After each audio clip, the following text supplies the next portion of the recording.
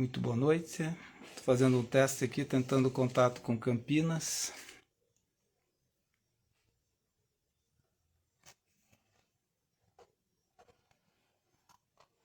Bem-vindo. Daqui a pouco o nosso irmão Ari está entrando. Entrou. Boa noite, Ariel. Boa noite, Jefferson. Tudo bem?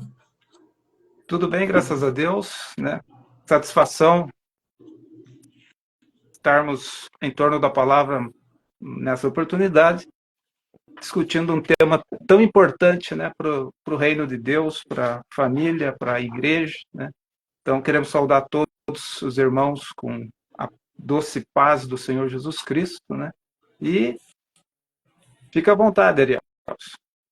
Eu quero agradecer o pessoal que está entrando, né? Deu um probleminha. Eu não sei o que aconteceu. Não sei se foi alguma conexão, um problema de programa. Geralmente começa às 21 horas. Hoje, devido a isso, estamos começando uns minutinhos mais tarde. Queremos pedir desculpa para o pessoal aí, né? Mas é uma bênção, uma honra. Queremos agradecer cada um que está aqui, né, Pastor Jefferson? Lembrando que a live de hoje, né, é um tema muito importante, é tempos atuais, que é o último aviso. E com certeza vai ser uma bênção, né?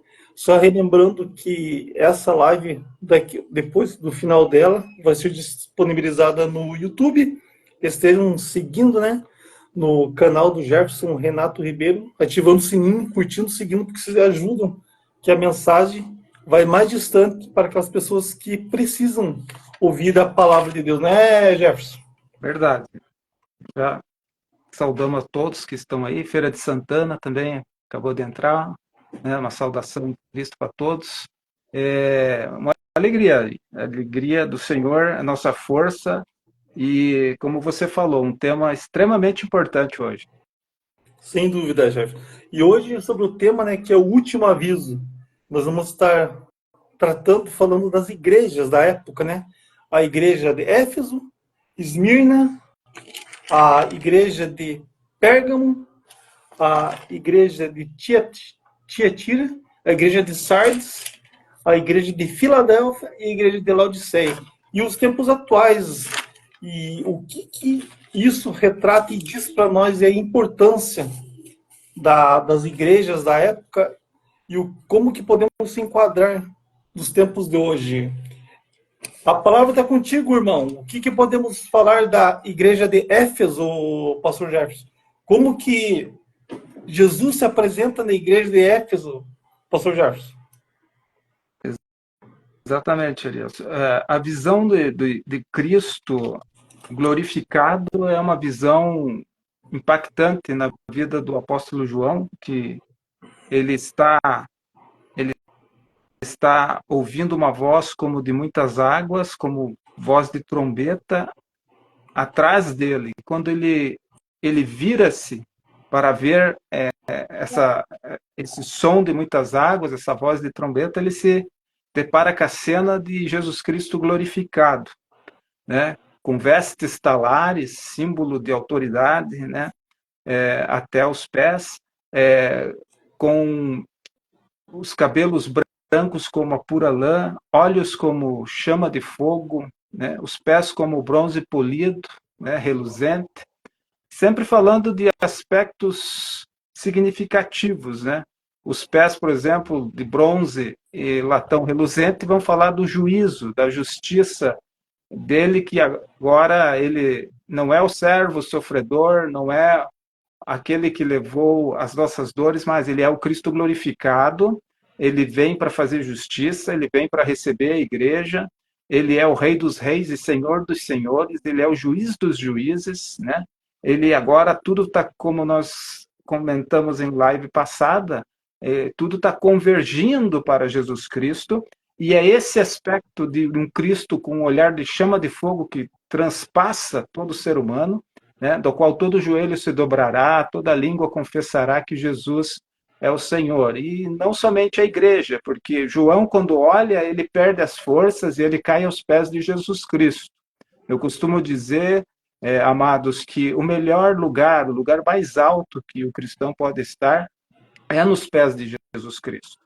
Ali, quando João se vira e se depara com a cena daquele homem, o filho do homem glorificado, né, andando no meio dos 7 castiçais, que são as sete igrejas, e tendo à sua destra, à sua mão, 7 estrelas, ou seja, 7 anjos, 7 pastores desta igreja, dando a ideia total de que tudo está no domínio de Jesus Cristo. Ele nunca perdeu o controle, por mais que estejamos em um momento de crise, um momento de agonia, de gemido na terra, por causa do pecado, né? A igreja, ela é sempre vencedora. A igreja corpo de Cristo, a igreja mística, está na mão de Jesus Cristo, né? Depende de Jesus Cristo. E é esse Cristo ressurreto que nós vamos encontrar no arrebatamento, né? Olhar para ele e ver ali, no seu olhar, a chama que sempre ardeu no nosso coração. Pela primeira vez nós vamos poder ver essa chama, né? Porque ele é o verbo de Deus, ele é a palavra viva, e quando meditamos na palavra, quando adentramos na palavra, o nosso coração arde. Então, quando olhar para Jesus, depois de estar aos seus pés, né, e ver que os seus pés são de latão reluzente, vou lembrar da justiça do Evangelho, né? Vou lembrar da justiça que ele executará na terra. Ao ver as suas vestes talares, eu vou lembrar que ele é o rei dos reis e senhor dos senhores. Ao ver o seu cinto de ouro cingido à altura do peito, eu vou ver que tudo é para a glória dele, porque o ouro vai falar de glória. Ao ver os seus olhos de chama de fogo, eu vou ver então a chama que sempre ardeu no meu coração. Ao olhar para os seus cabelos brancos como a pura lã, eu vou lembrar da sua santidade, da sua sabedoria, né? O espírito de sabedoria, de conhecimento, de temor do Senhor, que sempre norteou o nosso Senhor Jesus Cristo. Então, é esse Cristo que nós vamos encontrar, a amada igreja vai encontrar no arrebatamento. Mas sobre a igreja de Éfeso, que é a primeira, ele se apresenta, né, como aquele que tem as 7 estrelas e anda no meio dos 7 castiçais. Então, todos os pastores estão na mão do Senhor Jesus Cristo. Uns para recompensa, outros para justiça. Aqui é uma advertência final, né? Qual vai ser a escolha desses pastores que regem a igreja, as igrejas que estão no mundo nessa era marcada por Laodiceia? Qual vai ser a reação ante esse último aviso, ante a voz do Espírito? Será que eles vão abafar? Quem tem ouvidos ouça o que o Espírito diz às igrejas? Será que eles estão abafando essa voz ou já abafaram e não resta esperança? Então, a igreja de Éfeso, ela era uma igreja da palavra, né? Ela é uma igreja da palavra, mas Jesus chega para ela e diz: eu tenho vocês na minha mão, eu tenho o domínio sobre os pastores, eu ando no meio da igreja. Então é assim que ele se apresenta a Deus, como aquele que anda no meio da igreja e que tem os pastores na sua mão. Para um pastor desses cair no inferno, é só a benignidade de Deus. Ou para um pastor desse continuar servindo e agradando a Deus, também é a graça de Deus. Sim. Pastor, a igreja de Éfeso estava cometendo um tipo de pecado. Qual foi o pecado de Éfeso que Cristo exortou? A igreja de Éfeso, ela era uma igreja da palavra. Ela teve por pastor nada mais, nada menos do que o apóstolo Paulo. Timóteo foi pastor desta igreja, né? Apolo, né? Entre outros homens de Deus, né? Que foram fiéis. Era uma igreja da palavra. Se você lembrar os irmãos amados que participaram da live passada, lembrarem que os mistérios de Deus, boa parte dos mistérios de Deus foi revelado para a igreja de Éfeso, né? O mistério da vontade de Deus, né? É um deles, né? O mistério do Evangelho, do convergir em Cristo, né? O beneplácito da sua vontade. Então, ela era uma igreja da palavra, ela estava edificada no fundamento que é Cristo. Mas, com o passar dos anos ali, né? Tinha passado cerca de 65 anos que Jesus tinha já subido ao céu e dado aquela mensagem de ânimo, né? Então, tinha passado umas 6 décadas, mais ou menos, parece que o amor começou a esfriar, né? Eles começaram a entrar muito na mecânica. De repente, tudo se tornou um pouco mecânico e eles tinham uma qualidade que Cristo exortou, né? Eu conheço o teu trabalho, conheço a tua paciência, né? Que não pode sofrer os maus, que põe à prova os que se dizem apóstolos e não são, e tu achaste mentiroso. Tu sofreste com paciência, trabalha trabalhaste pelo meu nome e não te cansaste, mas tenho contra ti que deixaste o primeiro amor. O que é o primeiro amor? Seria aquele fervor ali, de depender mais de Deus, né? De sempre ir buscar na meditação, a chama vai acender. De repente, eles não meditavam mais na palavra, de repente, a chama estava se apagando, não estava ardendo mais como de outrora. Então, Jesus lembra a eles que eles caíram. E isso é considerado para Deus uma queda.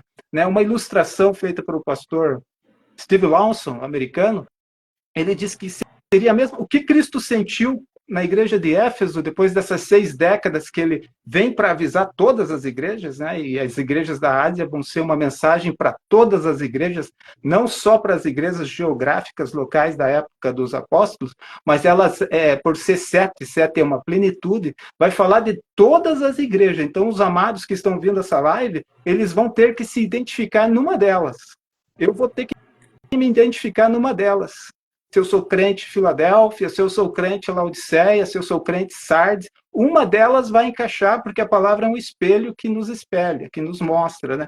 Então, Jesus está dizendo, lembra de onde caíste, foi uma queda, né? A falta de amor é uma queda, porque qual é o primeiro mandamento? Amarás o Senhor teu Deus de todo o teu coração, de toda a tua alma, de toda a tua força. Semelhante a esse, amarás o teu próximo como a ti mesmo. E, de repente, eles que colocavam à prova todos os que se diziam apóstolos e foram achados mentirosos, porque eles provavam, né? E esse é um dever da igreja verdadeira, provar aos espíritos. Não é pecado você questionar, você abrir a Bíblia durante uma mensagem e questionar o pregador dentro da palavra, né? Isso era o que os bereanos faziam, e Paulo os chamou de mais nobre. Então, a palavra pela palavra, a palavra que é pregada é pela palavra, né? E como que podemos fazer isso? Se nós tivermos amor à palavra e adentrarmos na palavra para poder passar qualquer pessoa que venha trazer uma mensagem, passar pelo crivo da própria palavra.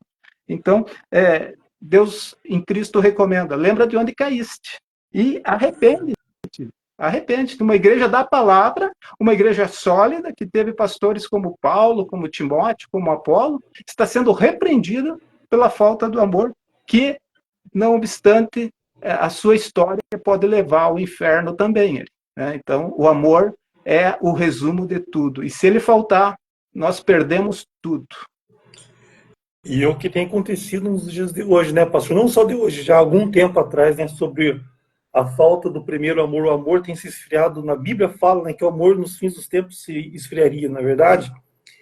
E o que significa ainda, falando de Éfeso, pastor, o que significa tirar do seu lugar o seu castiçal?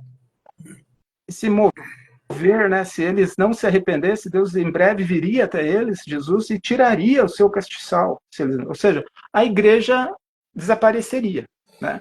Hoje nós devemos perguntar qual é o papel relevante da minha igreja na sociedade. Será que se ela for tirada, a sociedade vai sentir falta? Qual é o papel relevante do cristão na sociedade? Ele é a luz do mundo, ele é o sal da terra, ou ele está andando de mãos dadas com o mundo, o sistema debaixo de Satanás? É isso que Jesus não tolera, é isso que Jesus está dando o aviso. Né? Eu quero uma igreja pura, santa, né? Porque eu paguei com o meu sangue, o meu próprio sangue. Então, dentro dessa igreja, eles teriam sim que se arrepender, porque senão o tempo da visitação ia passar e aquilo tudo ia virar um monturo, né? Como acontece quando o crente perde o momento da visitação, do momento da graça, logo vem o tempo da ira, e aquela igreja que outrora era uma igreja que mandava missionários, que fazia a obra de Deus, de repente perde a significância e desaparece. Sem dúvida, pastor. E ainda sobre Éfeso, pastor, os de Éfeso receberam também uma exortação positiva. Que seria o ódio das obras dos nicolaítas? O que seriam essas obras, pastor? Os nicolaítas vinham de origem de um certo Nicolau, que foi lá em Atos capítulo 6, ele foi escolhido pelos apóstolos para servir as mesas, ou seja, para a obra social, para a obra de atender as viúvas, os órfãos, aquela obra que os apóstolos estavam mais empenhados na divulgação da palavra de Deus, na pregação, no evangelismo, e precisavam de uma equipe de apoio para o que seria uma obra mais social, de servir à mesa, também pregar o evangelho, sim, mas apresentar mais as necessidades da demanda dos dos irmãos primitivos que estavam sob uma intensa perseguição dos judeus. Então, esse Nicolau, ele começou com fidelidade, mas ele foi caminhando para o caminho herético. De repente, ele começou a pregar, a ensinar que a vazão à carne era totalmente aprovada por Deus, porque a graça ia cobrir. É claro que a graça cobre multidão de pecados, mas o que Nicolau começou a ensinar, e começou aqui em Éfeso, começou com uma obra, lá em Pérgamo, que vai virar doutrina, era que eu posso viver pecando, porque de qualquer forma a graça no final vai me alcançar. Né? E essa é a obra que Deus odeia. Né? Porque se você diz que vive pecando, você é escravo do pecado, você vai morrer. O pecado... O salário do pecado é a morte, mas o dom gratuito de Deus é a vida eterna por Cristo Jesus. Agora, o que Nicolau começou a ensinar e virou, nesse termo nicolaítas, ele fez discípulos, é que eu podia viver em pecado, licenciosidade sexual, viver de qualquer maneira, que a graça ia me alcançar de qualquer jeito, eu me arrependendo ou não. Né? E essa era uma mensagem herética, era aquilo que Paulo chama de outro evangelho, seja anátema, ou seja, seja maldito. Então, estava sobre maldição, e Jesus disse que odeia aquilo, é uma atitude que a igreja de Éfeso odiava, e aqui é exaltado, tenha a teu favor, que odeias a obra o qual eu também odeio. Né? E no final ele diz, se você vencer isso, você vai comer da árvore da vida. Né? Se você vencer isso, se você voltar ao primeiro amor, fazer a chama acender de novo, a intimidade vai ser tamanha que a eternidade vai ser sentida ainda aqui na Terra. Ou seja, você vai comer da árvore da vida, ou seja, vida eterna, né, garantida. Essa foi a grande promessa para quem vencer dentro do contexto de Éfeso, Ariel. Então, o que significa, pastor, nesse caso, comer da árvore da vida, que seria a eternidade, né? A árvore da vida, ela estava no paraíso de Deus e ela dava acesso, Adão e Eva tinham acesso, por isso a longevidade que eles tiveram, os nossos pais tiveram no começo, de viver 500, 600, por causa da proximidade da árvore da vida. Quando Adão caiu, Eva caiu, eles foram expulsos do paraíso, o paraíso foi tomado por Deus, né?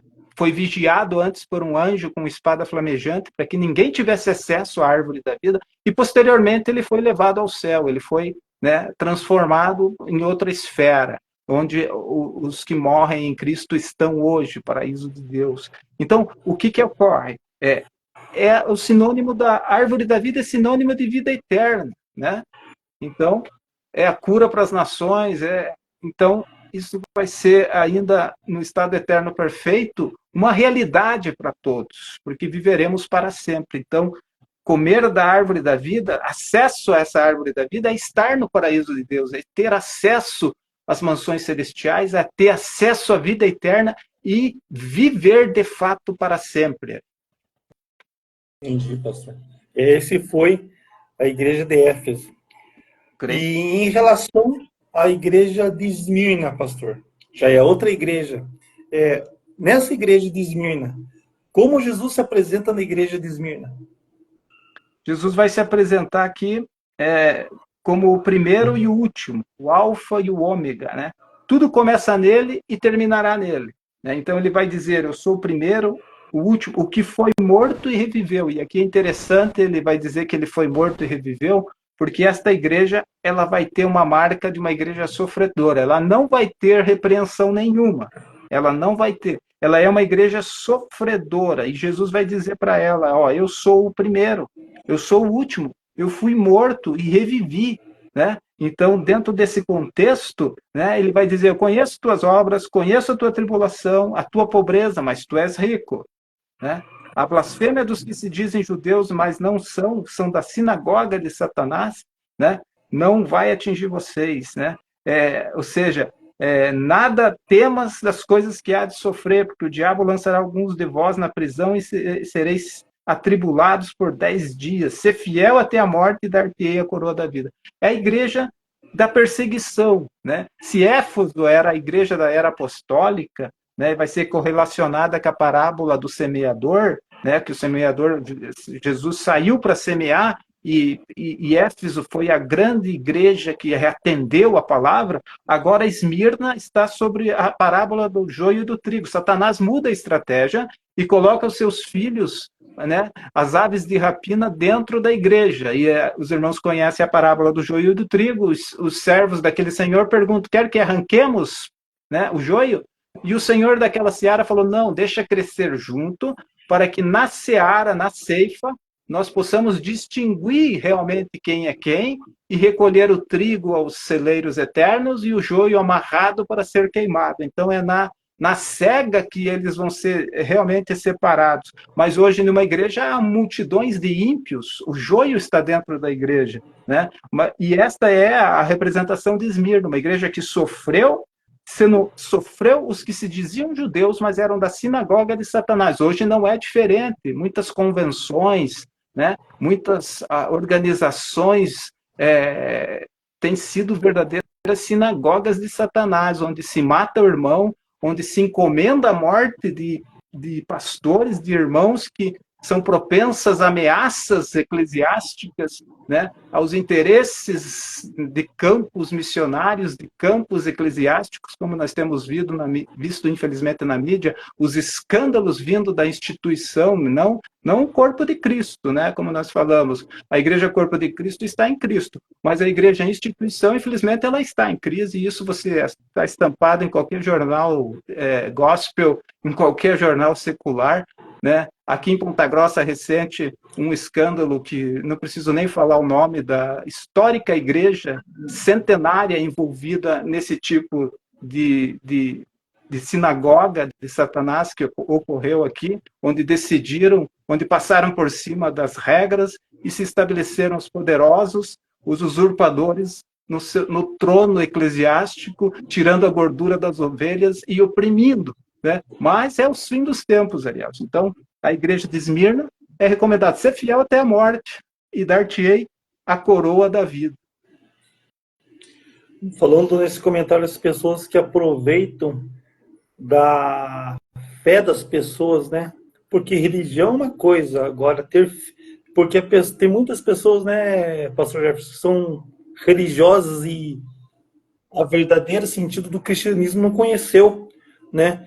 E não é placa de igreja que vai salvar, meu querido ouvinte, vocês que estão vendo, né?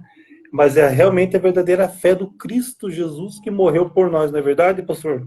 E às vezes as pessoas fazem isso, começam a abrir igrejas, pregando uma falsa doutrina, envergonhando o nome de Cristo, fazendo irmãos fiéis abandonarem a fé, e com certeza vai ser pago um alto preço, né, pastor? Verdade. Não é tempo de brincar de igreja. Jesus Cristo é esse glorificado que foi descrito aqui. Ele está às portas. E a mensagem comum a elas é: quem tem ouvidos, ouça o que o Espírito diz às igrejas. Né? Então, o Evangelho não é de qualquer forma. O Evangelho é novidade de vida. E o grande desafio hoje, para que os irmãos tenham uma ideia, é a sã doutrina. Se você está numa igreja em que você não é doutrinado, em que você não é ensinado no passo da caminhada cristã, em que só há um oba-oba, né, que há só um sentir, né, e não um ensinar, né, e todo mundo sente alguma coisa, mas a vida na segunda-feira está no pecado do mesmo jeito, não há mudança de vida, não há arrependimento, não há lágrimas, não há quebrantamento, não há palavra viva, né? Hoje, a falta da palavra de Deus nos púlpitos, da genuína palavra de Deus, da semente pura do Evangelho, de arrependimento, mensagem de arrependimento, mensagem cristocêntrica. Os pastores estão de mãos dadas com o mundo, com medo de ofender suas ovelhas, passando a mão em cima do pecado por causa de dízimos e ofertas, né? E encaminhando almas para o inferno, não dando o recado, não dando como atalaia de Deus, não chamando o povo para se santificar, não chamando o povo para se consagrar a Deus. É tudo um show de fotos no altar, é toda um show gospel, como eles dizem, muita coisa postada e pouca representatividade diante de Deus. Então, hoje nós precisamos, sim, de palavra de Deus, nós precisamos de exortação, né, para que o povo venha sentir as suas misérias, se arrepender, porque senão não haverá esperança. A era Laodiceia, nós vamos chegar lá, é a era triste, a pior era das igrejas é a nossa, né? Só para antecipar um pouquinho. Ok. E, pastor, sobre ainda Esmirna, por que Esmirna não é repreendida? A igreja de Esmirna não foi repreendida? A igreja de Esmirna é uma igreja mártir, é uma igreja que vai ser fiel até a morte, né? E ali 10 dias é o máximo de tortura que se entende que um ser humano aguenta, né? Uns dizem, também interpretam como as 10 perseguições romanas, as clássicas 10 perseguições dos tiranos imperadores de Roma. Mas também é 10 dias, eu quero crer mais nessa hipótese de 10 dias de sofrimento e tortura, como vai ser quem ficar no arrebatamento. Quem ficar no arrebatamento, Jesus é muito claro, ele vai dizer, quem procurar salvar a sua vida vai perdê-la. Mas quem perder a sua vida por mim, salvá-la. Então não tem essa história de criar um bunker, de fugir, de pôr suprimento. Pode até ser uma coisa natural do ser humano se defender a vida, mas o anticristo vai chegar em todos que têm o testemunho de Cristo, mas que naquele momento estavam com as vestes manchadas e não subiram. Tanto é que os que tiverem força e graça de Deus para dar a sua própria vida, eles vão ser... A morte é tipificada por degola. Até a morte é tipificada, é descrita pelo Senhor Jesus Cristo, que vai ser por degolar, né? Ou seja, perder a cabeça, literalmente, né? Então, o que acontece? Será que esses crentes que não amaram a palavra, que não amaram a escola bíblica dominical, que sempre odiaram o ensino bíblico, né? Sempre brincaram de crente, será que eles vão ter esse entendimento de que eles não podem aceitar o sistema e que uma vez aceitando o sistema, a marca da besta, do anticristo, eles perderam-se eternamente? Será que também eles vão amar tanto a Deus de entregar a sua própria vida, eles que nunca amaram? Então vai ser para uma classe mais um pouco, entendemos que reduzida, né? Reduzida de pessoas que tinham certo conhecimento e sabiam, ó, se eu colocar a marca da besta na testa ou na mão, eu perco a minha alma para sempre. Então eu vou sofrer e vou entregar minha vida a Cristo. Não vai adiantar fugir. Nenhum grupo tem garantia, senão os 144 mil que são homens judeus separados de Israel, que vão, no início da tribulação, fazer um evangelismo pela terra, né? E eles têm uma marca até certo tempo, e nada pode acontecer a eles. Eles vão proclamar a fama de Jesus Cristo nas regiões circunvizinhas a Israel. Ninguém mais tem garantia. Então, essa história de que a igreja vai passar pela grande tribulação é uma mentira. E eu provo, dentro do capítulo 4 de Apocalipse, você vê os 24 anciãos no céu. Antes de começar, tem aquele momento que a voz a João sobe para cá, representando nitidamente o arrebatamento. Te mostrarei as coisas agora daqui de cima. E ali João vê 24 anciãos, 12 tribos de Israel e 12 apóstolos do Cordeiro. Para eles estarem no céu, na visão, eles tiveram que ressuscitar. E quando é que há a ressurreição dos santos? No arrebatamento. Então, a partir do capítulo 5, é princípio de dor e, na sequência, 3 anos e meio depois, grande tribulação, angústia de Jacó. Então, a igreja de Esmirna preferiu morrer por amor a Cristo. Pastor, o que significa não recebe o dano da segunda morte? A morte, ela é a física, a qual todos os seres humanos estão sujeitos, e também tem a morte espiritual, que seria a morte da alma, né? Mas a morte da alma, o que ela é? É separação total de Deus para todo sempre. Nunca mais ter o gozo de ter contato com Deus. Nunca mais ter um sentimento em Deus, em Cristo. Separado eternamente.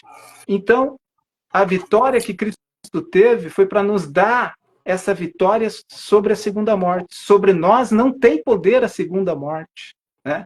O cristão morre hoje e acorda no paraíso, recebido pelos anjos que apresentam a Cristo. Como Jesus falou ao ladrão da cruz, hoje estarás comigo no paraíso.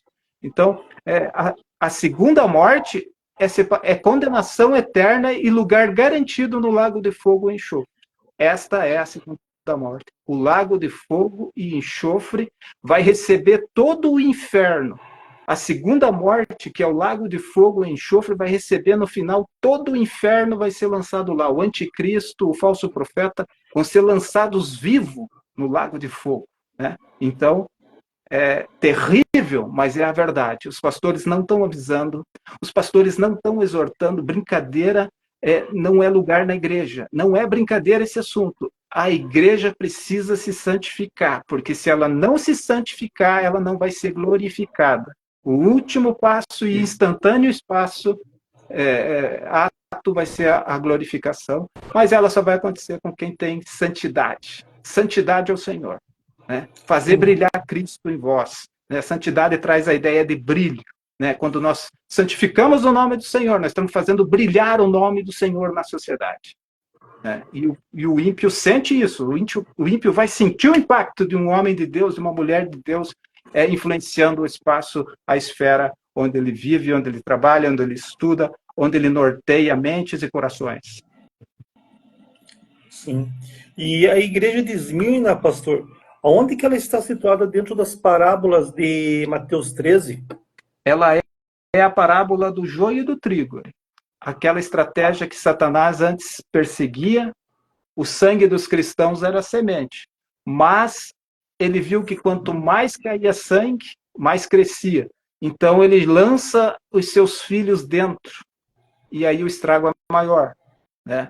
Vai até o fim agora. Toda a igreja vai ter ímpio. Toda a igreja vai ter salvo e perdido dentro do rol de membros. Toda a igreja vai ter crente e cristão. Né? Então, dentro desse contexto, né, a parábola do joio e do trigo. Eles vão crescer junto, porque quem entende de agricultura diz que são duas plantas parecidas. Mas na época da colheita é que se identifica quem é quem. É o que Jesus vai fazer. Na época da colheita, que nós estamos próximo, o trigo vai ser colocado no celeiro de Deus e o joio vai ser amarrado para ser queimado. Okay. Indo para a igreja, agora a terceira igreja, a igreja de Pérgamo, pastor Jefferson. Nessa igreja, como Jesus se apresenta? Jesus vai se apresentar dizendo assim, Ari e amados que nos ouvem, né? Isto diz aquele que tem a espada aguda de 2 fios. Né? A parábola que coloca na história essa igreja é a parábola do grão de mostarda. Né? Época de Constantino, né? Onde o cristianismo foi colocado, o joio já estava lançado.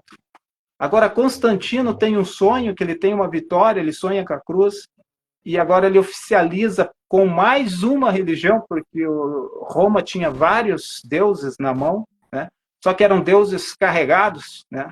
Cada um trazia seu deus na mão. Agora ele sonha com uma cruz e coloca o cristianismo como religião oficial do Estado também. Cessou as perseguições, mas o que acontece? Jesus disse, dai a César o que é de César, e dai a Deus o que é de Deus. Né? E não tem igreja dentro do Estado. Jesus falou para os governantes da Judéia, o meu reino não é deste mundo. Poder sobre mim, tu não terias se do céu não fosse te dado. Né? Então Jesus não se preocupou em dar muitas respostas, nem para Herodes, nem para Pilatos, porque o reino dele não era deste mundo. Né? Ele sabia o poder que estava sobre ele e que ele governaria todo o mundo mais tarde. Né? Então, a parábola do grão de mostarda vai falar da menor semente, que quando plantada vira uma árvore frondosa e as aves de rapinas vieram e se aninharam dentro da igreja. Cada um trazendo o seu Deus na mão. A idolatria virou do avesso os templos. Né? Então, que Deus é esse que eu trago na mão? Se o Deus verdadeiro que eu sirvo, na verdade, é Espírito. Davi falou brilhantemente no Salmo 139, se eu for ao mais alto, tu lá estás. Se eu descer ao abismo, tu lá está. Lá ainda aquelas densas escuridão serão luz ao meu redor. né? Para onde irei do teu espírito? Um Deus poderoso, imenso, né? Um Deus altíssimo, que os céus dos céus não podem contê-lo, né? Então, Deus agora avisa essa igreja que ele tem uma espada aguda de 2 fios. E a palavra de Deus é essa espada que nos corta e nos discerne até os rins. Ela vai, você está ouvindo a palavra, você está me discernindo. Você que está ouvindo aí, você já está me discernindo se eu falo a verdade ou se eu engano. Né? Então você está vendo que eu estou falando a palavra de Deus, mas essa mesma palavra com que você ouve e me discerne, ela está te discernindo, ela está fazendo um check-up em você e você já está entendendo a voz de Deus. Porque o Espírito Santo já começa a cooperar com a palavra, e essa é uma ação maravilhosa. Por isso que nós temos tão somente que falar a palavra, o Espírito Santo já toca os corações, já acende a chama e vai promovendo o reino de Deus dentro dessa vida, o Espírito e vida que é a palavra de Deus vai fazendo o seu efeito. Né? Esse é o poder cortante da palavra. Né? E agora ele diz, eu conheço as tuas obras, e tu habitas no trono de Satanás. Pérgamo tinha o templo a Zeus, né? Pérgamo tinha, por exemplo, o templo a Asclépio. Asclépio era o deus da cura. E nesse templo tinha muitas serpentes que rodeavam, que se cercavam pelo chão, rastejavam, e as pessoas também se rastejavam buscando ser picadas pela serpente, né? Porque acreditavam que havia uma cura. Daí o símbolo da medicina, né? Asclépio é o símbolo, o deus da medicina, né? Por isso que numa haste está uma serpente simbolizando a medicina. Mas lá no deserto, quando o povo começou a murmurar e começou a reclamar de Deus, Deus mandou serpentes no deserto e elas começaram a picar o povo, que começou a morrer. E Moisés foi desesperado a interceder pelo povo. E ele diz, o que eu faço, Senhor? Faça uma serpente de bronze numa haste e pendura num alto lugar no deserto, para que todo aquele que olhar para ela seja curado. E assim os hebreus começavam a olhar para aquela serpente que foi levantada no deserto e eram curados, simbolizando a morte, simbolizando, na verdade, a vitória de Cristo sobre Satanás, a serpente antiga, o dragão. Né? Então, simbolizou que ali no Calvário, assim como Moisés levantou a serpente no deserto, o Filho do Homem será levantado na cruz do Calvário.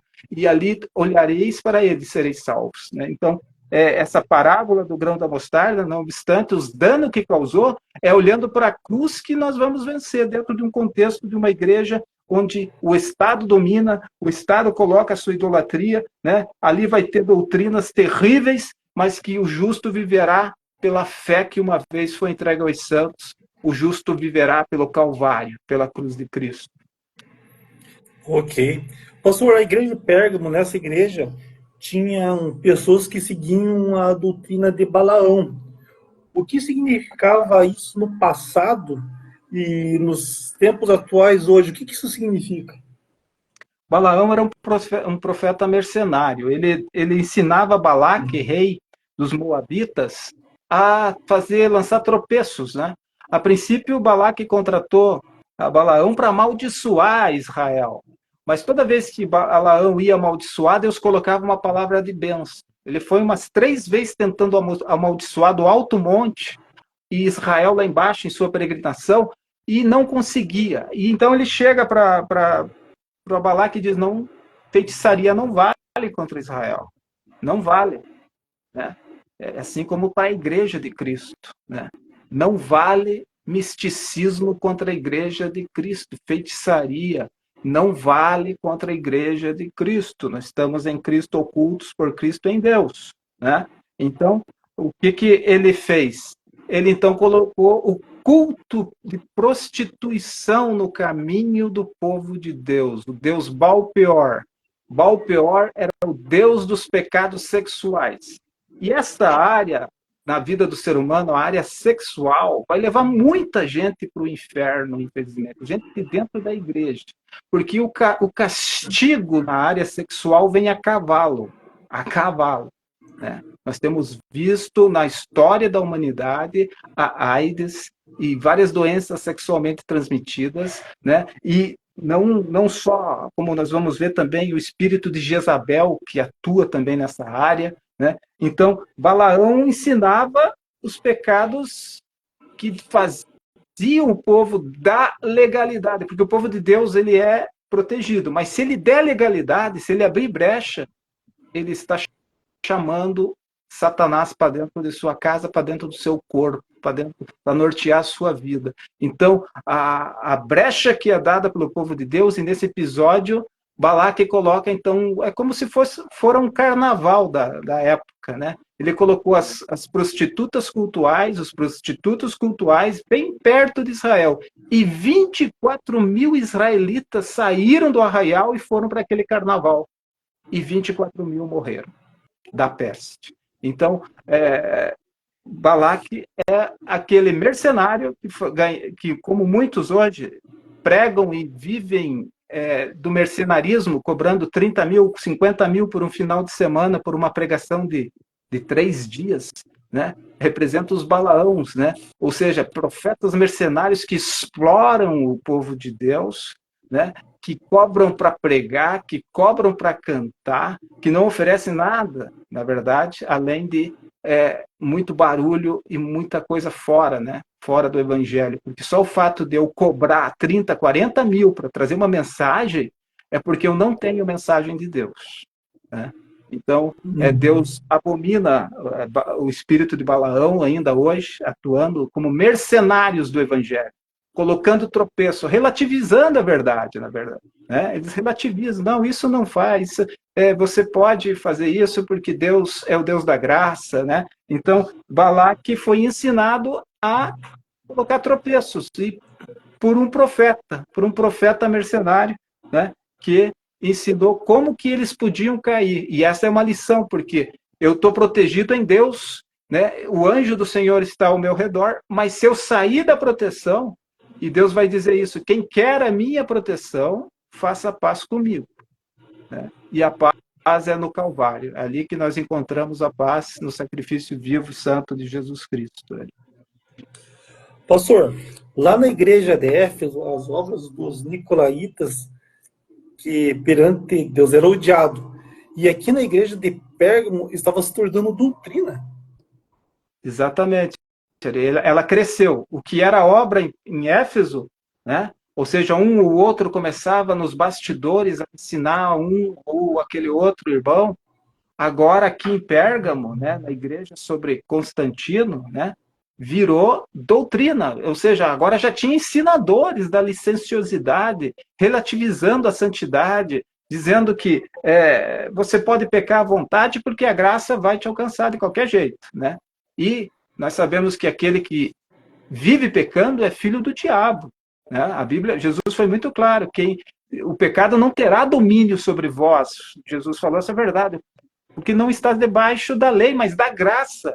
Mas não podemos usar da graça para licenciosidade, para libertinagem, né? Porque Deus entende o coração, Deus vai ver com seu olhar de chama de fogo, ele vai ver, não useis da liberdade em Cristo para pecar, né? Então Deus conhece os corações, e os nicolaítas faziam essa obra de contaminar o povo, de enganar o povo para a carnalidade, né? Então nós estamos numa guerra. Até hoje o meu espírito milita contra a minha carne para fazer a vontade do espírito. A carne milita contra o meu espírito para fazer a vontade da carne. Qual vai vencer? Qual eu alimento? Se eu alimentar a minha carne, eu vou perecer, eu vou pecar. O pecado, uma vez concebido, gera morte. Mas se eu viver no espírito, eu sucumbo às obras da carne e eu sou vivificado, e eu vou viver eternamente, vou ter comunhão com Deus, vou ter acesso à sua presença, não vou ter dificuldade para chorar na presença dele, não vou ter dificuldade para sentir a alegria da salvação, entre outras bênçãos infindas que o Senhor tem para a nossa vida. Ok. Pastor, o que significa o que vencer? Darei eu a comer um maná escondido, e dar-lhe-ei uma pedra branca com um novo nome escrito. O que isso significa? Essa é a promessa para quem vencer em Pérgamo, né? Quem vencer em Pérgamo vai receber o maná escondido. Isso vai falar, Arielson, de uma comunhão. Jesus é o pão que desceu do céu. O maná foi por um tempo, né? E era diário. Ensinou que a provisão diária de Deus vem sobre o crente fiel, sobre o cristão. Agora, o maná, ele cessou quando eles entraram na terra da promessa. Mas esse maná escondido é uma ceia particular que a igreja vai ter com Cristo, as bodas do Cordeiro. Essa intimidade estava escondida, mas logo vai ser uma realidade lá no céu, né? Lá no céu, quanta surpresa, Ari, quanta surpresa, né? Jesus mesmo falou, prostitutas e salteadores estarão na frente de muita gente que viveu com a Bíblia embaixo do braço. É, lá no céu, muita surpresa, muito figurão aqui de convenção vai estar no inferno, enquanto outros que ninguém dava nada vai estar na mesa com o Senhor e o Senhor servindo, porque a maravilhosa graça não foi descartada, né? Pior coisa de que não vir ao Evangelho é vir para o Evangelho e acabar no inferno. Sem dúvida, pastor. E Deus conhece o coração, não é verdade? Deus conhece o coração. E sobre a igreja de Pérgamo, onde a igreja de Pérgamo está situada dentro das parábolas de Mateus 13, pastor? Ela está na parábola do grão da semente de mostarda, que é a menor semente que existe, lá em Mateus 13, né? Mas quando a árvore cresce, ela é frondosa. E assim foi a história do cristianismo. A igreja cresceu, ficou frondosa, e veio no tempo de Constantino, todas as aves de rapina se aninharam nela, cada um trazendo o seu Deus na mão. Aves vai tipificar ímpio ou até demônios na Bíblia, né? E ali se fez altares dentro da casa de Deus, né? Então cada um que era dominado pelo Império Romano trazia seu Deus na mão, porque agora o cristianismo era a religião do Estado. E a tragédia ali foi feita, foi inaugurada. Ok, pastor. Agora estamos para outra igreja, né? Agora estamos para outra igreja, a igreja de Tiatira, pastor. Nessa igreja, como Jesus se apresenta? A igreja de Tiatira é uma igreja tolerante com o pecado, como muitas hoje. Pastor que tem medo de disciplinar, pastor que não combate mais o pecado, pastor que não diz o que é errado e o que é certo, pastor que tem medo de perder dizimista, vai acabar perdendo almas para Satanás e vai ter que dar conta diante de Deus, porque ficou entre dois pensamentos, tá errado, mas vou deixar, vou pôr panos quentes e aquela alma perece eternamente. E a igreja não é um lugar, eu sempre digo que não é um lugar para o pecador se sentir bem. Das duas, uma. Ou ele endurece e sai, ou ele se rende. Porque se nessa igreja é pregada a palavra de Deus e ele endurecer, ele não vai voltar. Mas se ele ouvir, ele vai ser salvo. E ele vai voltar, e ele vai mudar, e ele vai se arrepender, vai acontecer a metanoia, mudança de mente, e ele vai se tornar um cristão, se ele der lugar à graça de Deus pregada ali pela palavra. Mas em Tiatira havia uma tolerância, né? A parábola que identifica ela é a parábola do fermento, que nunca foi coisa boa, em momento algum na Bíblia. Mas Jesus diz ali que ele tem o latão nos pés, né? Que ele tem os olhos como chama de fogo, e ele se apresenta assim para essa igreja tolerante.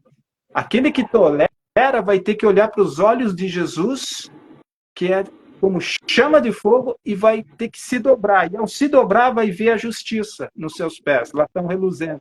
Eu não sei qual vai ser a situação do pastor que, ao se dobrar, se ele vai estar no céu ou se ele vai estar diante do trono branco. São duas situações que nós vamos se dobrar. Nós vamos se dobrar no céu quando encontrarmos com o Senhor, e nós vamos, talvez, o ímpio vai se dobrar, com certeza vai se dobrar, se ele não ouvir a graça do Evangelho, diante do trono branco, que a Bíblia diz que todo joelho se dobrará e toda língua confessará. Não haverá argumentos contra esse Cristo glorificado. No seu ministério terreno, muitas pessoas o questionaram, muitas pessoas zombaram dele na cara, até a sua própria família dizia: por que você não está no templo? Vai, mostra-te ao povo, né? O que você está fazendo aqui?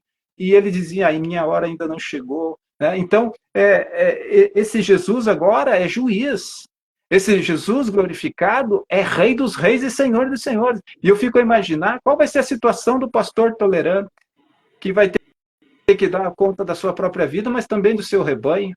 Por que ele não ensinou a verdade? Por que ele não falou de santificação? Por que ele não falou mais da cruz de Cristo? Então, Essas igrejas existem, igreja Tiatira existe ainda muitas hoje. A tolerância com o pecado e com o mundo, de mãos dadas, indo para o inferno. Sim. Pastor, nessa igreja havia uma profetisa chamada Jezabel. Qual é o dano que ela estava causando na igreja de Tiatira? Jezabel, é bem possível que o nome dela não era Jezabel. Havia uma mulher nessa igreja que, assim como Jesus falou de Elias, que João Batista veio no espírito de Elias, ou seja, na mesma estirpe de pregação, vestindo pele de animais, comendo mel com gafanhotos no deserto, pregando a voz que clama no deserto, assim Elias também é desta mesma característica de profeta. Mas aqui também é para denominar uma mulher que se tomava-se o papel de líder, colocava outros subjugava o pastor da igreja, e ela era regida por espírito de Jezabel, ou seja, Jezabel cultuava a Baal, e Baal era o deus da fertilidade, da onde tinha o culto de prostituição. Então, as orgias aconteciam dentro do templo. E Jezabel, aqui nesse contexto, queria implantar orgias dentro da igreja, orgias tramadas no templo, ou seja, pecados sexuais de novo, né? E o que Deus diz? Vou te colocar de cama. Já que a cama é o lugar onde você planeja estar para prazer, eu vou te colocar de cama. Eu ferirei teus filhos de morte, para que saibas que eu sou o Senhor. Né? Então, pecados sexuais, Ari, sempre vão trazer um juízo mais imediato do que outros pecados fora do corpo. Né? Então, Jezabel era essa mulher que se dizia profetisa, que enganava os servos para que eles fornicassem e comessem da idolatria. Então, tinha não só o deus idólatra, como foi Baal no tempo de Elias, mas também tinha a prostituição em nome da fertilidade. Né? Então, o grande dano foi uma igreja que se viu dominada pelo mundanismo, pela própria prostituição, né? Dentro do templo. Uhum. Jefferson, havia um remanescente fiel nessa igreja de Tiatira, né, professor? Sim. O que Cristo recomenda a eles? Aos poucos que... Sempre um remanescente vai ser uma palavra-chave na era da igreja, até na de Laodiceia. É o remanescente que Deus tem compromisso, aquele que persiste até o fim. A todos quanto não tinham essa doutrina, Jesus promete que era conhecida como profundezas de Satanás. Né? Nós vimos falar o termo sinagoga de Satanás, mas também profundezas de Satanás dentro da igreja. Né? E todos que não tinham essa doutrina, Jesus promete que eles retenham o que eles têm. Retenham o que eles têm, porque eles tinham que reter aquilo que os fazia diferença, o Evangelho de Cristo. Né? Que não conheciam essa profundeza de Satanás, Deus não ia pôr, Cristo não ia pôr nenhuma outra carga. Retém o que tens até que eu venha. A situação era tão difícil nessa igreja, Ari, que Jesus não cobra mais algo daquilo que eles já tinham. Retém isso que você tem aí até que eu venha. Porque ao que vencer, eu darei, né? E guardar até o fim as minhas obras, eu darei poder sobre as nações, que vai reger com vara de ferro e serão quebradas como vaso do oleiro, como eu recebi do Pai. E também promete a estrela da manhã, ou seja, nesse contexto, quem vencer nesta igreja recebe uma promessa de dominar nações, porque muitos da igreja receberão nações por herança. A promessa diz, o justo herdará a terra, nações por herança. E a estrela da manhã é Jesus Cristo. Então, se eu recebo uma terra, né, que foi opressora e que sobreviveu ao julgamento das nações, essas terras vão ser dadas para o povo de Deus. Mas eu vou ter que dar meu relatório para a estrela da manhã, que é Cristo. Né? Então, dar-te-ei também acesso, eu vou ter um acesso privilegiado para fazer os relatórios das nações que eu herdar para reger com vara de ferro. Então, essa é uma promessa grandiosa. Os justos herdarão a terra, sim. E é uma bênção muito bonita em Israel, que Jacó fala assim, terra do grão, dar-te-ei a terra do grão e do vinho novo, onde os céus destilam o orvalho. Esta é a terra de Jerusalém. Amém. E, pastor, e essa igreja, na parábola de Mateus 13, aonde que ela está situada? Ela está situada na parábola do fermento. Fermento vai ser engano. Em todas as situações bíblicas, fermento não é coisa boa. Fermento de Herodes, mundanismo. Fermento dos fariseus, Jesus disse, acautelai-vos com os fermentos de Herodes e dos fariseus, ou seja, mundanismo e religiosidade fanática. Nenhuma delas resolve. O fermento vai inchar a massa, vai ser uma mentira, é um engano. Então tem muita mentira hoje. Nós ouvimos falar de um avivamento nos Estados Unidos, numa universidade. Cadê o avivamento? Cadê esse avivamento? Não conseguiam sair do local. Era fermento, era palha. Avivamento é quebrantamento na segunda, na terça, na quarta, na quinta, na segunda de novo, em janeiro, em dezembro, ano que passa, pós ano que passa, continuamente. Avivamento é quebrantamento, é primeiro amor sempre. Avivamento é palavra de Deus, é Cristo em nós, esperança da glória, e não emoção, né? E não luzes e multicores e movimento. Não confundir movimento com avivamento. Avivamento vem pela palavra. Movimento pode vir por qualquer som. Sim, sim, pastor. E indo para a próxima igreja, pastor, a igreja de Sardes, nas escrituras, como que ela se apresenta? E percebe-se também na leitura ali que nas escrituras ele se apresenta de uma forma muito mais pesada perante essa igreja, né, pastor? É um peso da palavra de Deus para essa igreja, é que ela tem nome de que vive, mas está morta, Deus. Então é a igreja morta, né? E ela é correlacionada na história como a parábola, a parábola do fermento, né? Então, ser vigilante. A recomendação é ser vigilante, né? O que é ser vigilante? É praticar conhecimento. Se você pegar Marcos 13, 33, vai estar escrito: olhai, vigiai e orai. Olhar, tudo que você aprendeu, a percepção. Vigiar é a prática dessa percepção. Daí sim você ora bem. Agora, as pessoas oram sem conhecimento e sem prática de conhecimento. E daí é mais uma oração tão somente. Mas quando eu oro com o conhecimento da palavra, praticando a palavra, não basta também só conhecer. Não basta só olhar, eu tenho que vigiar. Então, essa é a recomendação, ser vigilante, ou seja, pratica o que você aprendeu. E é para o remanescente isso. Porque, de outra forma, se não vigiares, eu virei como um ladrão para ti. Você não saberá a hora que eu vou. Ou seja, essa igreja vai perder o arrebatamento. Vai ter que passar pelo período mais negro da história, né? E a promessa é que essas pessoas que não se contaminaram vão se vestir, vão andar com Cristo. E nós falamos em lives passadas, né, sobre placas de igreja. Lá no céu nós vamos andar com Cristo. Então lá vai ter batista, vai ter assembleiano, presbiteriano, né? Vai ter inúmeros cristãos que fizeram parte do corpo de Cristo. Então eu fico pensando, aquele que gosta de bater só na placa, que gosta da minha placa, é verdade, ele vai chegar no grupo lá que tem irmãos que não eram da placa dele, mas Cristo está no meio deles, e daí como é que fica, né? Então, a promessa de andar com Cristo é uma realidade. Nós vamos andar e vamos poder fazer pergunta para o Mestre. Como que foi isso? Como que foi aquilo? Ali nós saberemos todas as coisas, porque olhos não viram, ouvidos não ouviram o que Deus tem preparado para os santos. E, pastor, qual é a promessa fiel ao remanescente da igreja de Sardes? A promessa é que, de nenhuma forma, eles vão ter o nome riscado do livro da vida, eles vão andar de branco. E vestes brancas simbolizam justiça dos santos, né?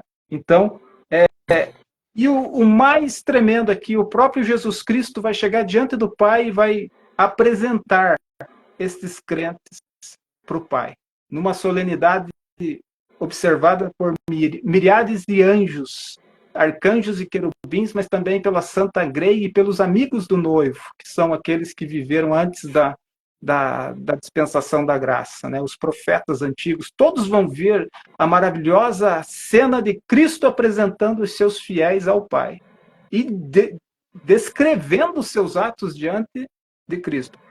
Eu não quero perder isso por nada. porque o céu, quanta glória, né? Quanta surpresa, mas quanta glória que se vislumbra. Sem dúvida, pastor. E a igreja de Sardes, pastor, na parábola de Mateus 13, aonde que ela está situada? É a parábola do fermento. O fermento, como dissemos, vai ser engano, vai ser pecado, vai ser massa inchada tão somente, né? E tanto assim é que Deus proibiu o fermento nos pães das festas, nos pães da preposição, porque ele é símbolo do pecado. Nós temos que cuidar com o mundanismo e com o farisaísmo, né? Que são os dois fermentos que atuam na vida da igreja para contaminar. E vigiar, praticar o conhecimento, que é olhar, vigiar e orar, né? Então eu tenho que orar com conhecimento para discernir o que é fermento, o que é doutrina sã, né? O grande desafio do pastor hoje é essa doutrina.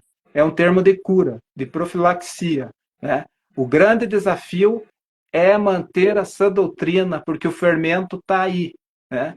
E muitos não estão aguentando mais essa doutrina, estão se cercando de mestres conforme a sua cobiça. Você vê todo tipo de mestre hoje que faria o apóstolo Paulo ter ojeriza, né? Ter um ataque de nervos, né? Se ele ouvisse os líderes que nós temos hoje em certas igrejas, sem compromisso nenhum com a palavra, com Cristo, com o reino de Deus. Sem dúvida. Indo para a próxima igreja, pastor, a igreja de Filadélfia. Nessa igreja de Filadélfia, como Cristo se apresenta a ela? Cristo se apresenta como o verdadeiro, que tem a chave de Davi, o que abre e ninguém fecha, o que fecha e ninguém abre. A chave de Davi era carregada no ombro, porque o palácio do tesouro era uma porta enorme e a chave tinha que ser carregada no ombro. Está falando de riquezas sem fim. O céu é um lugar onde nós vamos pisar no ouro. As ruas são de ouro e de cristal, né? Então, riquezas que aqui são veneradas, lá no céu vai ser nosso chão, vai ser o nosso pisar. E ele é o verdadeiro. Ele abre uma porta, ninguém fecha. E Deus abriu uma porta para a igreja de Filadélfia. Ela teve o campo missionário. É a época das missões que incendiaram a terra no século XVIII, XIX, né? Então, essa igreja guardou a palavra e vai ser guardada da grande tribulação que há de vir. Por isso que a igreja não vai sofrer a grande tribulação, porque o crente de Filadélfia, ele é o crente que vai ser arrebatado com certeza, porque ele guardou a palavra, né? E, pastor, essa igreja, a igreja de Esmirna, ela não teve reprovação. Qual foi o segredo da igreja de Filadélfia? Foi guardar a palavra. Esmirna, que também reteve, né, a fidelidade, foi fiel até a morte, porque também tinha a palavra. Aqui tem uma companheira também da mesma forma, Filadélfia. Ela guardou a palavra, não negou o nome de Jesus Cristo, né? E Deus promete que os da sinagoga de Satanás venham se render diante deles e, prostrados aos seus pés, venham reconhecer que Cristo ama a Filadélfia, né? Então, como guardaste a palavra da minha paciência, eu também te guardarei da hora da tentação que há de vir sobre todo mundo, tentar os que habitam a terra, que é a grande tribulação, né? Quem vencer, essa igreja recebe a promessa de ser coluna. Coluna no templo era só para pessoas extremamente ricas na era apostólica, juízes, reis, né? Pessoas da alta sociedade recebiam uma homenagem em monumentos públicos como coluna. Agora, a promessa é que vai ser coluna no templo de Deus lá no céu. Vai ter um memorial para cada crente que se insere nessa promessa de Filadélfia. Algo que foi feito aqui na terra vai virar um memorial eterno. Amém, pastor. E essa igreja, onde que ela está nas parábolas de Mateus 13? A igreja de Filadélfia, ela é representada pela parábola da pérola, onde alguém compra um campo porque descobriu um grande tesouro, uma pérola, né? Então é a descoberta das missões, do evangelho genuíno, que volta a ser aquecido naquela época das missões, século XVIII, XIX, onde as nações cristãs enviaram missionários pelo mundo todo, Índia, China, África, teve um mover missionário, ela vai se encaixar na história dentro desse movimento missionário, a Igreja de Filadélfia. Legal, pastor. Agora nós vamos para a última igreja. A igreja de Laodiceia, pastor. A igreja de Laodiceia, como Cristo se apresenta nessa igreja? Ele é o Amém, a testemunha fiel e verdadeira, o princípio da criação de Deus, né? Ele é o Amém porque ele está fechando o cenário da história da igreja, e essa é a última igreja. A pior de todas elas, a que recebe a pior admoestação, a pior sentença. Como não é quente nem frio, estou a ponto de vomitar-te. E o crente morno é o crente que pensa que é salvo. Esse é o pior tipo de gente a se tratar, a pessoa que pensa que é salvo. Porque o orgulho dela não vai deixar sequer uma mensagem de admoestação. Ela não é quente nem é frio, mas ela pensa que está dentro do céu. E vai ter uma grande surpresa no final, porque ela não é salva. Ela é pobre, miserável, cega, nua, porque ela diz que ela é rica, então ela é orgulhosa também. Essa é uma igreja orgulhosa, que se acha abastada, que não tem falta de nada, mas está faltando tudo para ela. Ela pensa que é salva por causa de algumas obras sociais que faz, mas ela recebe essa reprimenda de Deus, de Cristo. Arrepende-te, eu estou à porta. No coração do crente de Laodiceia, Cristo não tem vez, ele está na porta, ele insiste, ele está batendo. Se alguém abrir, ele vai cear com ele, ele vai entrar. Mas ele não tem lugar nem vez nesta igreja. O próprio Senhor da igreja não tem lugar, porque a igreja da teologia da prosperidade é a igreja desses pastores que chegam na igreja em limusine, em carros do ano e dizendo, eu posso mudar a tua vida. Você não quer mudar a tua vida, né? Já viu alguém assim? Esses são os líderes de Laodiceia. Vão levar rebanhos imensos para o inferno junto com eles. Mas a verdadeira igreja de Cristo tem Cristo no coração. Abriu o seu coração para Cristo e ele faz morada, né? E ceia com ele, tem intimidade com Cristo. E qual que é a promessa dada a essa igreja, pastor, de Laodiceia, na era de hoje? Olha, Ari, na era de hoje é a parábola da rede, onde Cristo vai lançar a rede, vai colher os peixes bons para o cesto e vai tirar os ruins para ser lançado fora. É uma colheita. Os justos vão para o reino do Senhor e o que não presta, vamos dizer assim, vai ser lançado para a destruição. É a parábola da rede, né? É a igreja do nosso tempo, a igreja moderna, igreja que não tem compromisso com o Calvário, com a cruz de Cristo. Santidade, então, nem pensar. É uma igreja que vive de braços dados com o mundo. E quem ama o mundo, o amor de Deus não está nele. E para finalizar, pastor, última pergunta, né? Aonde ela está situada na parábola de Mateus 13, a igreja de Laodiceia? Na parábola de Mateus 13, ela é a parábola da rede, né? Onde você vê Cristo lançando essa rede na era final e colhendo os bons para o seu reino e os ruins ele lançando fora, né? Então, as parábolas de Jesus Cristo são algo muito mais do que aquela aparente lição ali. Elas vão falar da história, onde estão inseridas cada tipo de igreja. E todas as igrejas da Ásia, elas totalizam todos os tipos de crente, né? Elas não foram só igrejas geográficas locais, elas representam todos os tipos de crente. Então, eu posso dizer que quem vencer é que vai ganhar as recompensas. Precisa ser vencedor, mas como que é a característica do vencedor em todas essas igrejas? Eu poderia dizer, eles venceram pelo sangue do Cordeiro. Qual a vitória que vence o mundo? A nossa fé, batalhar pela fé que uma vez foi entregue aos santos. Então, o evangelho é muito precioso, Ari, para que Deus pegue e leve para o céu alguém de qualquer maneira. Custou o sangue do seu filho, né? Filho de Deus, Jesus Cristo. Então, nós precisamos ter paz com Deus, e a paz se faz no Calvário. Então, hoje, se ouvirdes a voz, não endureça o seu coração, né? Ouça o que o Espírito diz às igrejas. Precisamos entrar em comunhão íntima com Deus, porque o tempo se aproxima e já é meia-noite no relógio de Deus. Amém. Amém, pastor. Pastor, quero agradecer novamente por mais esse momento de estarmos compartilhando, né, a palavra de Deus, por mais essa live. Foi uma benção. Quero agradecer as pessoas que entraram, né? Você que chegou atrasado, esse vídeo estará sendo disponibilizado logo mais no YouTube.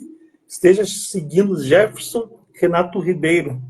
Para esse canal que está indo, esteja ativando o sininho, curtindo a página, porque você ajuda que a mensagem se prolongue e vai mais distante para aquelas pessoas que necessitam ouvir a palavra de Deus. Foi uma bênção, pastor. Obrigado por mais esse privilégio, essa oportunidade de aprender mais a palavra, as igrejas, né? O tema que foi o último aviso. Meus queridos ouvintes, eu desejo que você fique firme, fique atento, faça o seu melhor. Vamos amar mais a palavra de Deus, cumprir a sua vontade, porque está chegando a hora, né, pastor? E em breve, logo, logo, nós estaremos lá no reino dos céus.